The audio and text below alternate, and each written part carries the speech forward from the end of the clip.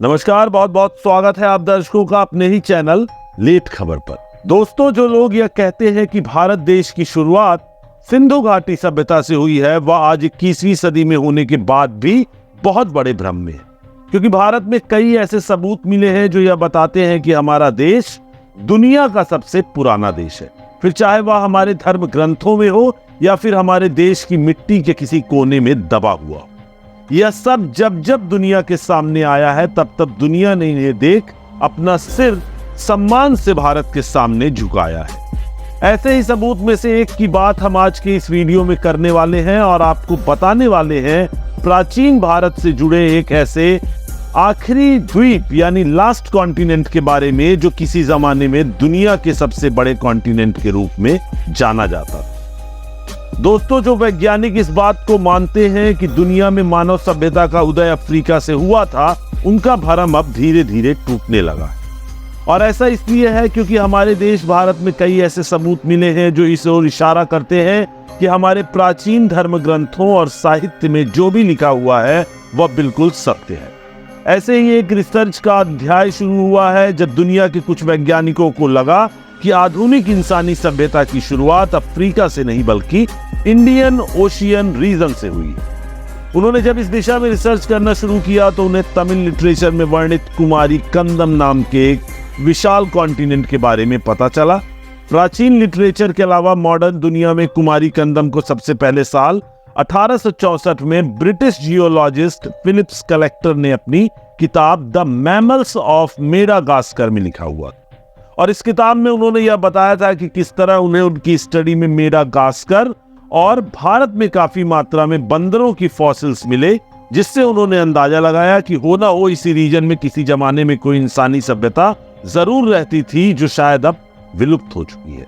और अपनी स्टडी की वजह से उन्होंने इस रीजन को लेमोरिया नाम दिया। दोस्तों, जब यह बुक प्रकाशित हुई तब दुनिया की नजर इधर पड़ी और फाइनली 1903 में बिजी सूर्य कुमार नाम के एक वैज्ञानिक ने इस कॉन्टिनेंट को कुमारी नाडु नाम दिया, जिसे कुमारी कंदम भी कहा जाता था।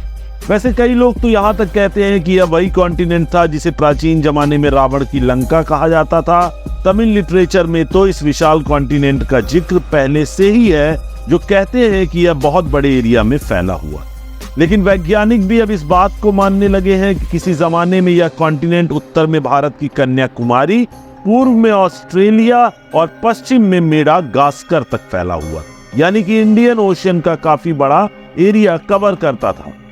दर्शकों, कुमारी कंदम के विषय में यह थोड़ी दुनिया को इंडियन जियोलॉजिस्ट AR वासुदेवन ने ही दी थी, जिसमें वह कहते हैं कि दुनिया में आधुनिक इंसानी सभ्यता की शुरुआत हुई थी अफ्रीका से नहीं बल्कि इंडियन ओशन रीजन से हुई थी। उनकी स्टडी में यह साबित होता है कि इस रीजन में इंसान आज से करीब 14,000 साल पहले काफी समृद्ध रूप से रहा करते थे। लेकिन जब धीरे धीरे दुनिया बढ़ने लगी, प्राकृतिक संसाधनों का इस्तेमाल ज्यादा होने लगा और ग्लोबल वार्मिंग बढ़ने लगी। ग्लोबल वार्मिंग के रिजल्ट से हुए ग्लेशियर पर जमी हुई बर्फ बहुत तेजी से पिघलने लगी और जो इलाके समुद्र के नजदीक या समुद्र से घिरे हुए थे, धीरे धीरे पानी के अंदर समाने लगे। और इसी तबाही की बलि चढ़ गया इस रीजन का किंग और दुनिया का सबसे बड़ा कॉन्टिनेंट कुमारी कंदम। वासुदेवन के मुताबिक जब यह एरिया पानी में डूबने लगा, तब यहाँ के लोग यहाँ से पलायन कर गए और दुनिया के अलग अलग हिस्सों में जाकर रहने लगे।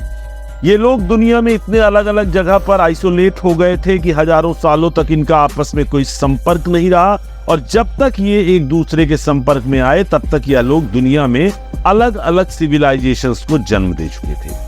ओशन साइंस के ऊपर रिसर्च करने वाले वैज्ञानिकों द्वारा की गई रिसर्च में यह पता चला कि आज से करीब 14,500 साल पहले इस एरिया में पानी आज के पानी से करीब 100 मीटर नीचे था और 10,000 साल पहले करीब 60 मीटर नीचे। इसलिए जो हमारे धर्मशास्त्र राम सेतु के बारे में रहते हैं उसे सच ही समझ आता है, क्योंकि इसी एरिया को बतौर रावण की लंका क्लेम किया जाता है। इस बात का प्रमाण तो हमें देने की जरूरत नहीं है, क्योंकि अब विज्ञान इस बात को साबित करता है कि पार्क स्ट्रीट में पत्थरों से बना एक पुल मौजूद है जिसे हम राम सेतु के नाम से जानते हैं। इसलिए धीरे धीरे वैज्ञानिक आविष्कार पर भी रिसर्च करने में जुड़ गए। लेमुरिया द्वीप के बारे में भले ही अब तक जानकारी सिर्फ स्टडीज और कुछ प्राथमिक रिसर्च तक शामिल हो, लेकिन इन्हीं शुरुआती रिजल्ट्स में इस बार भी काफी सबूत मिल चुके हैं जो कुमारी कंदम की इस एरिया में अस्तित्व की ओर इशारा करते हैं।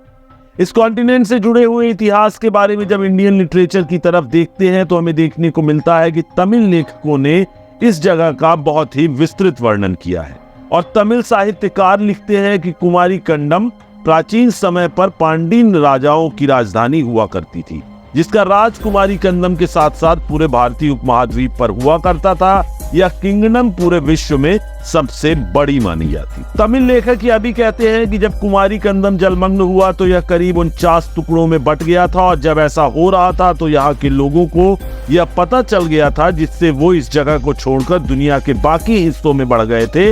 इस तरह से इन लोगों ने पूरी दुनिया में अलग अलग सिविलाइजेशन की स्थापना की। कुमारी कंदम पूरी तरह से विलुप्त नहीं है क्योंकि इसके बारे में कई भौतिक प्रमाण मिले हैं। इंडियन ओशन में जब जब रिसर्च की गई तब तक एक्सपर्ट्स को इस रीजन से कुछ ना कुछ जरूर मिला है, जो इस रीजन में किसी जमाने में इंसान के अस्तित्व को बताता था। अनेक लोगों ने इस जगह पर रिसर्च कर ली, सैंपल्स इकट्ठे किए और उन पर रिसर्च की, पर जब इस रिसर्च के परिणाम सामने आए तो वह वही थे जो हमारे शास्त्रों में पहले से ही बताए गए थे। हम हमेशा से ही रहते थे रामायण में इस जगह समुद्र सेतु बनाया गया था। वह बाद में नासा ने भी मन मुताबिक यहाँ बताया कि हर वह चीज मौजूद थी जो इस द्वीप के अस्तित्व और भारतीय शास्त्रों की समृद्धि दुनिया को दिखा रही थी।